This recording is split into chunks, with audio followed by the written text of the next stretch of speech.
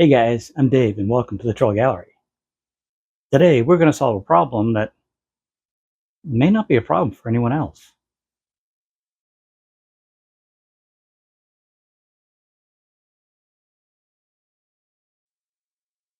Okay, I know that sounds kind of weird, but I have a problem with one of my tools and not everyone's going to have the same problem.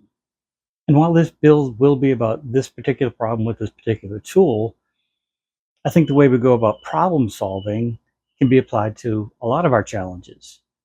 And the cool thing about being a maker or builder or woodworker is when we come up against these problems, we can figure out how to overcome them. So with that said, let me show you what the challenge is and see if we can overcome the problem. This is the compressor from my HVLP spray system. It's an Earlex HV5500, I think. Works great. I've had it for several years now. The problem is the air intake for this guy is down here on the bottom, which if you had a nice clean shop and all things were equal, it wouldn't be an issue. But my shop is rarely clean. And even more challenging is I do the vast majority of my spraying in the backyard. What reminded me of this little design challenge was shortly after my surgery, when I hadn't sprayed for 3 or 4 months, I started to spray a piece of furniture. And where I set my compressor was not in the best location. I basically set it down here, right in front of my shop, in all this loose sand and dirt. I essentially turned my HVLP spray system into a mildly inefficient sandblaster. This filter was drawing all the loose sand straight up through the turbine and out the hose. Luckily for me, every time I use the system, I let it run for a few seconds before I connect the hose to the gun in case any dust or dirt has gotten in the hose. And in this case, it took me way longer than it should to realize why I was blowing sand out of the hose.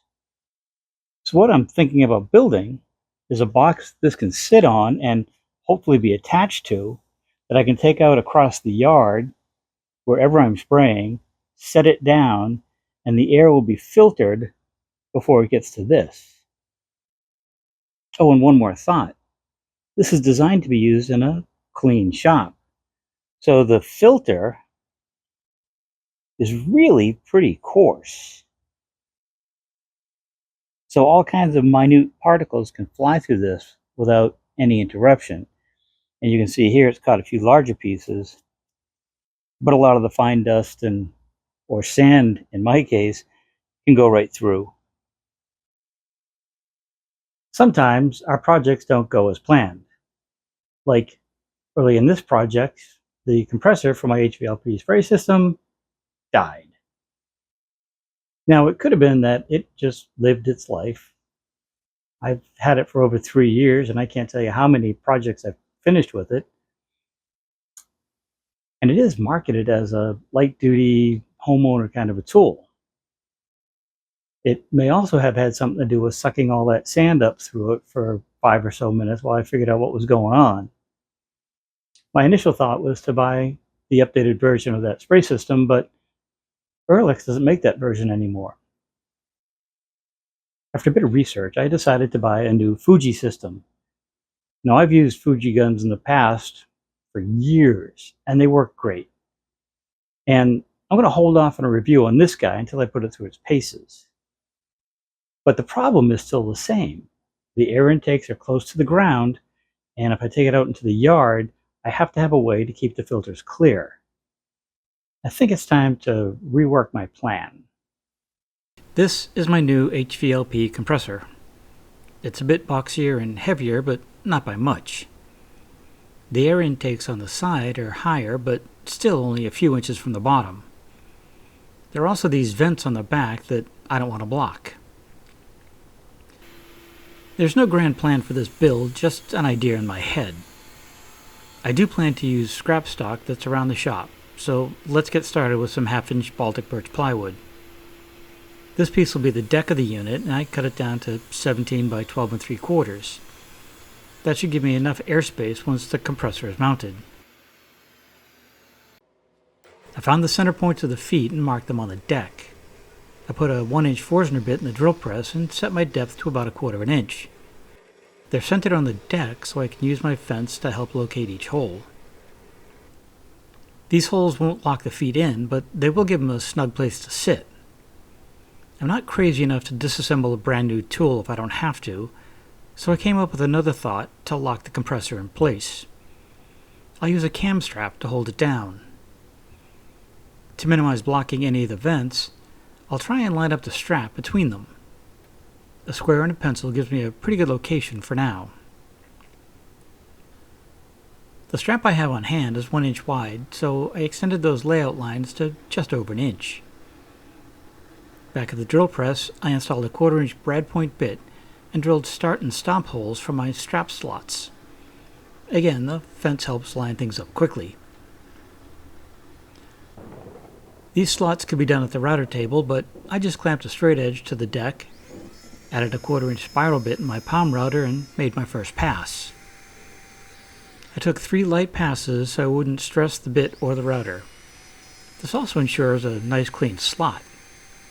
Then I repeated the process on the other side.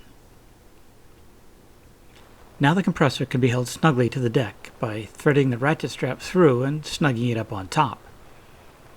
The fact that the strap matches the compressor is just a happy coincidence. It's the shortest strap I had in the shop. I want to lift the compressor more than 1/2 inch off the ground, so the next piece of ply will be the base of the unit. I initially cut this guy to 19 by 15, leaving it a bit oversized. To get the actual size, I set the deck on the base with 2 pieces of scrap. This gives me the exact size without having to measure anything. Then the piece could be cut at the table saw right to my layout lines. I did this for both the width and the length. While I'm at the table saw, I cut the pieces that will become the sides on the front and back of the unit. Their length was determined like the base, but the width was ripped at 5 3/4 inch. I think this will work well for my plan, he says hopefully. To maximize airflow and to prevent the hose from binding, I decided to shape the front and back. I cut a template on the bandsaw and cleaned it up at the router table. Since I'm only making 2 pieces like this, I could have cut them like I'm doing with the template, but this gives me more time to play with my routers. I transferred the shape of the cutout to the 2 pieces and took them over to the bandsaw. The shapes were cut out, and I did my best to stay as close to the waist side of my line as possible. The less you have to remove with the router, the smoother your cut will be. I recently picked up this 1/4 inch spiral flush trim bit, and it leaves an amazing finish, even on plywood. Some double stick tape holds the pattern to the blank, and a light pass or 2 cleans up the edge nicely.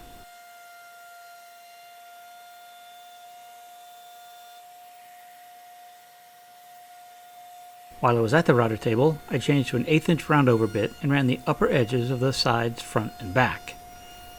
This gets rid of any sharp edges that may catch on things later. Some light sanding with 150 grit paper cleans up the inside of all the pieces before assembly. I clean up the upper edges as well, but leave the roundover edges to be sanded by hand later. I'm skipping any fancy joinery on this build, but I still need a way to hold the horizontal pieces in place. This piece of poplar was just large enough to create the 4 cleats I have in mind. At the table saw, I ripped down 2 pieces to 3.5 inches wide. Then I took them over to the miter saw and cut each piece at 12.5 inches. In hindsight, cutting them to full length of the sides might have helped with the joinery, but I thought I'd keep them just shy so they wouldn't get in the way. A second cut in each piece, this time at 15 inches, again short enough so the cleats won't hit each other. Each cleat was centered on its respective side, and the bottom of the cleat was flush with the bottom of the sides. They were then glued and pinned in place with some 1-inch long 23-gauge pins.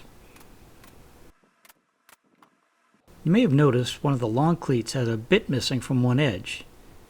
I wasn't concerned since there's so much bearing surface with the 4 cleats for these small pieces of plywood. The deck will be glued in place, so I put that defect facing up where it'll have little or no impact on the case strength. Once all 4 cleats were complete, I added some clamps for a little extra insurance. Once the glue dried, it was time to assemble the box. A clamped assembly square held things in place while I applied some glue, lined up 2 sides, and pinned them together. I repeated this for the other pair of sides before assembling the 2 halves of the box. I often forget I'm recording things during a glue-up. I'm so focused on the work, I forget to check my camera angles. This is one of those times. Once everything was glued and pinned, I checked the box for square, and the diagonal measurements were dead on. Still focusing on the work and not the video, I ran a bead of glue around the cleats, dropped the deck in place, and used a few more pins to secure it while the glue dries. It's not a perfect fit, but it's damn close. I let that glue set up for an hour or so, and then came back to attach the bottom. This was also a really nice fit, and I clamped it in place while I pre-drilled through the bottom and into the cleats. I came back with some number 8 by 1 1/4 screws to secure it in place.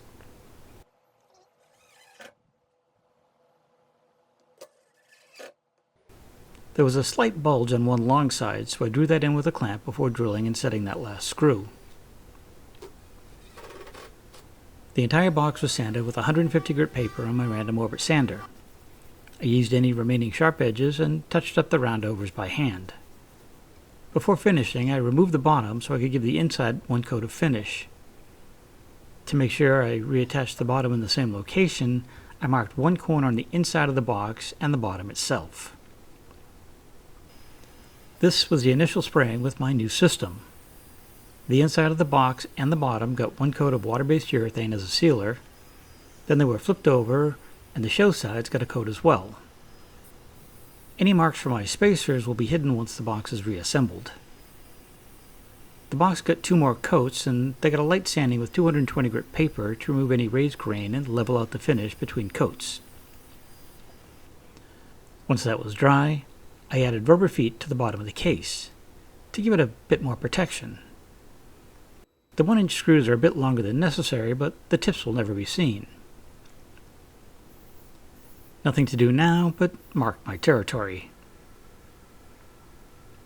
With that done, I can thread the strap in place through the deck. I had to back out those feet screws to set the bottom in place.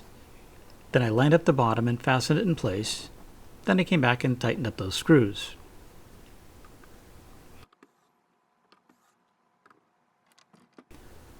The last step was to mount the compressor to its new base. Tighten up the strap and hide the excess inside the base.